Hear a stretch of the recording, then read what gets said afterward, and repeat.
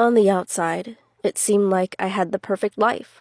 I was lucky and born into a well-off family, but in reality, I was petrified of my parents and spent a lot of time alone in my room, hiding away from them, trying to find other, dangerous ways just for some attention.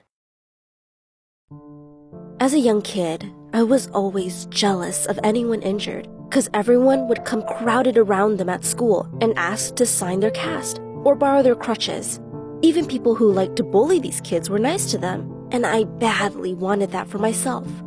At first it was just little things, like pretending having a cold or a sore wrist. I mean, we've all pretended to be sick to get out of school, but this was something different. I didn't know what it was, but it felt good, so I kept doing it. This whatever thing I have gets worse as I get older. I used to dream about being in car accidents, having people fuss over me. It felt so nice. And when I woke up, I would be upset that my dream was just a dream.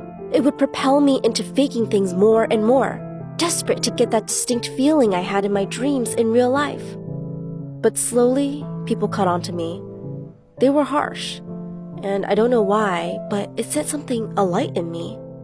I needed to prove to them that they were wrong, and I was truly sick. That's why, when I was 9, I had my first induce. I waited until everyone was out of the house, then downed copious amounts of soap until I gagged, then went to sleep. When I woke up, there was a pile of sick covering my mattress.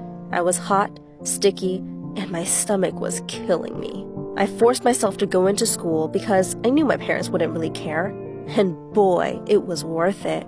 After that, I went from attempting to break my limbs to plotting to blind myself. It consumed me. It was so addictive. I became a huge danger to myself, not only physically, but mentally. I hated myself for what I did, and it only served to make me sicker. I was about 15 when I was doing research for my latest attempt to harm myself.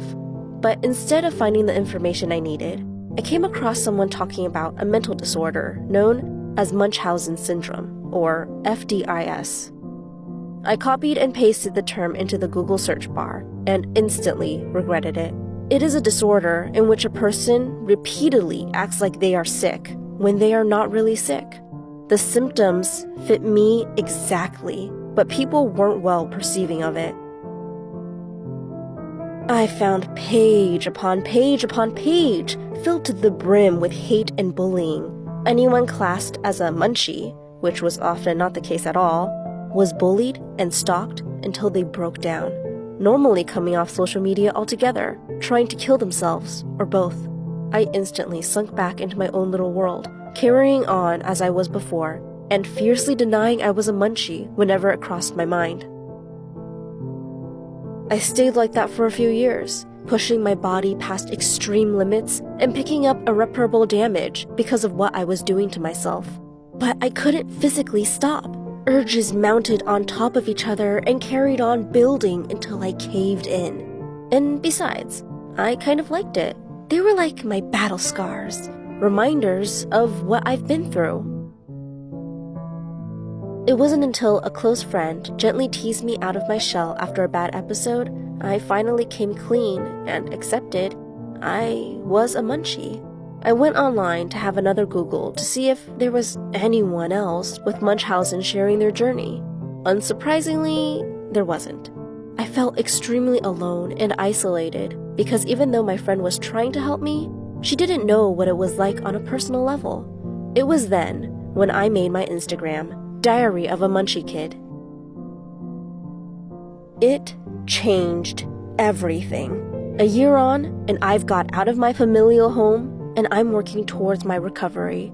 It is not easy in the least, but when I struggle or have a stumble, I talk with all the other munchies I've met through my account, knowing I've helped them accept themselves and work towards recovery too.